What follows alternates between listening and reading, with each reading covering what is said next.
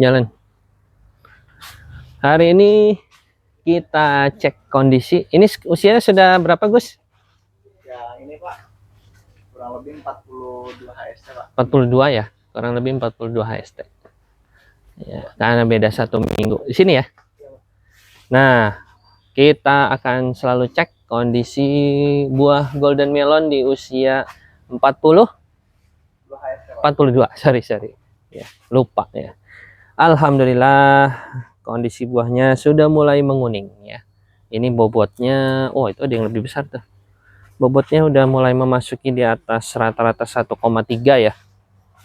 Ini juga masih mungkin membesar lagi ya. Nah, ini juga yang paling besar bobotnya mana? Oh, itu. Mudah-mudahan target di 1,5 kg ya, Bang Leman. Gimana Bang Leman? Sehat? Oh, 2 kilo ya target ya. Mudah-mudahan ya. Tapi kayaknya kalau udah menguning ini dia stuck ya pertumbuhannya. Ya, perbedaannya. Jadi di usia 42 HST ini sudah mulai si buah melon ini sudah mulai menguning ya. Perbedaannya tadi yang sebelumnya berwarna hijau nih, berwarna hijau seperti ini. Nah, itu sudah mulai menguning ya. Untuk perawatan di usia 42. Hari ini lagi ngapain Bang Leman?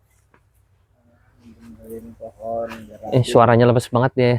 Kayaknya puasa ya.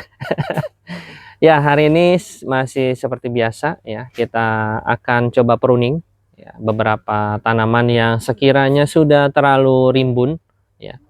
Karena kita tidak menjual daunnya ya. Kalau menjual daunnya kayak sayuran ya kita ya. Karena yang kita jual adalah buahnya.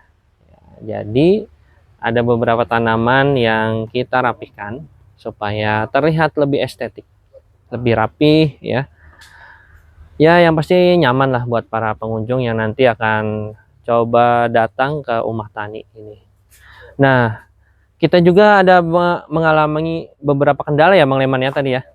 Ya, masih seputaran ulat yang ada di sini. Ya, masih kita cek, masih kita telusuri semua polybag, khawatir adanya atau tumbuhnya ulat ini. Sebenarnya ini baru pertama kali ya, padahal kita sudah 3 tahun pakai kohe segala macam, dan sebenarnya sebelumnya juga tidak kita tambahkan kohe ini sebenarnya. Ya, tapi kita juga masih telusuri ini berasal dari mana. Kita sih khawatir dari ulat-ulat yang kupu-kupu yang bertelur di sini ya nih, seperti ini nih. Nah, ini ketika telur-telur ini jatuh ke tanah ya, karena usia sekitar berapa hari dia tumbuh ya, di periode berikutnya malah bukan di periode sekarang justru. Ini bisa jadi padahal kita sudah netralkan segala macam ya, mungkin karena ada yang kelewat atau apapun itu, kita juga tidak tahu ya. Tapi itulah kendala. Nah, namanya juga budidaya ya. Jadi kadang sesuai harapan dan tidak. Jadi buat yang teman-teman bermain di dunia pertanian, tidak semudah itu Ferguson ya. Dalam bidang pertanian itu tidak seperti itu. Karena kadang ya, oret-oretan kita di hitungan matematika nanam sekian hasilnya sekian. Ternyata gimana Bang Leman? Belum tentu. Ya, itulah dunia pertanian ya. Jadi makanya buat teman-teman yang baru memulai, minimal bisa pahami dulu karakter dari si tanaman yang kita tanam itu jenisnya apa, seperti apa, penanganannya apa, kendalanya apa, itu banyak sekali. Ya. Jangan sampai tiba-tiba kita baru mau memulai langsung yang tingkat kesulitan yang agak rumit, yaitu sehingga mengalami banyak kendala, akhirnya boncos. Ya. Boncos. Kita juga sering boncos ya untuk urusan pertanian ini.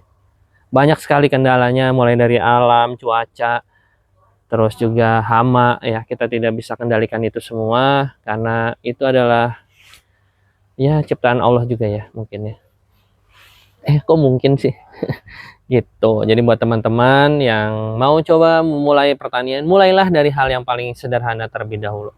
Misalkan menanam kangkung atau sayuran yang lebih simpel, cabai atau apapun itu. Tapi cabai juga susah ya, Suliman ya. Cabai itu kalau lingkungan kita banyak hama, nah itu juga repot. Ya. Seperti itu. Kalau dari rata-rata buah di sini sudah masuki 1,5, Bang Leman?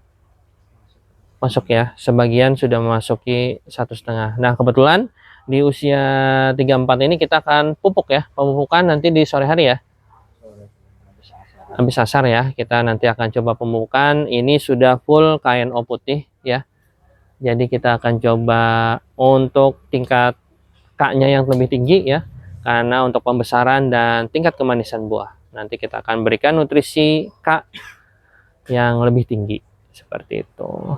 Jangan lupa, nah itu juga banyak sekali tuh yang ini, ada beberapa kendala lagi nih kita. Nah, ini layu juga nih Bang Leman. Ini apa ini? Tapi ada uletnya. Nah, jangan lupa juga kondisi kelembapan tanah ya, itu teman-teman harus coba cek, selalu update. Khawatir, nah ini drip tetesnya ini macet atau kekeringan ya, karena kemarin sempat mati listrik ya, akhirnya ya ini juga kayaknya kelembapan air masih kurang nih Bang Leman, nanti diisi air lagi tuh, kering tuh, khawatir nanti ini kering nih tanahnya nih ya, seperti ini ya buat teman-teman. Dan jangan lupa drip tetes juga jangan terlalu dalam ya, karena khawatir merusak atau mengganggu akar dari si tanaman melon ini. Karena pada dasarnya akar dari tanaman melon ini akan mencari sumber air. Secara alamiah dia seperti itu. Jadi ketika ada sumber air di sini, kalau terlalu dalam akar itu akan nempel ke drip tetes, sehingga ketika kita sedang bersihkan ya, itu si akar itu kecabut, bisa jadi seperti itu ya. Itu hati-hati juga, jadi jangan sembarangan menancapkan drip tetes ya.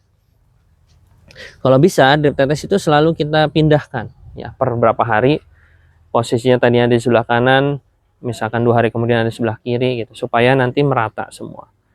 Dan itu juga tujuan kita untuk selalu mengecek drip tetes ini, supaya air yang sudah kita atur tidak terjadi kekeringan pada tanaman melon ya. Nah ini ada yang buahnya di atas ini ya, ini juga ya, mudah-mudahan nanti sehat semua. Kalau secara keseluruhan buah ada semua ya, satu pohon ada buah semua ya, ada semua ya, cuman hanya memang kondisi dan bentuknya yang berbeda-beda ya.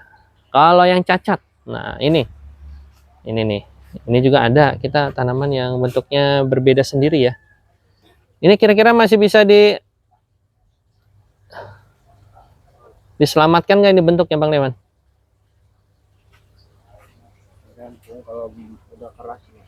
Ya, kemungkinan ini kayaknya tidak akan sempurna ya. Karena kenapa? Bisa jadi ini terlalu ya, dari cabang utama itu sudah terlalu jauh ya, itu juga bisa. Atau memang di awal dari segi benihnya juga mengalami kendala ya. Bisa jadi dari pemupukan yang tidak merata juga bisa, tapi banyaknya sih dari segi benih ya. Karena dari setiap pack yang kita sering beli itu ada beberapa tanaman pasti yang tidak sempurna, itu pasti. Jadi buat teman-teman ketika mulai penanaman harus bisa memilih dan memilah benih yang menurut kita cocok dan bagus seperti itu. Oke, buat teman-teman semua terima kasih sudah mengikuti perjalanan Umah Tani sampai saat ini, dan jangan lupa dukung kami terus untuk bisa selalu berbagi inspirasi, berbagi pengalaman seputar pertanian, perikanan, dan peternakan. Mudah-mudahan semua ini bisa bermanfaat buat teman-teman semua. Yang pasti semangat untuk bertani. Saya bangga jadi petani. Terima kasih, jangan lupa like, comment, subscribe channel ini untuk kita selalu bisa berbagi pengalaman dan berbagi inspirasi. Jangan lupa cek kolom komentar kalau teman-teman punya ide ataupun pengalaman lainnya seputar yang ada di kita. Terima kasih, sampai bertemu di video selanjutnya.